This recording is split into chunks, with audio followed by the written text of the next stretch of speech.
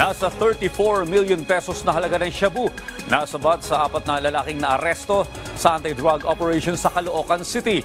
Habang sa Taguig naman, arestado rin ang lalaking nahulihan ng iligal na droga. Si Denise Osorio sa detalye. 4 na lalaki ang arestado sa anti-drug operation ng PIDEA sa Caloocan City.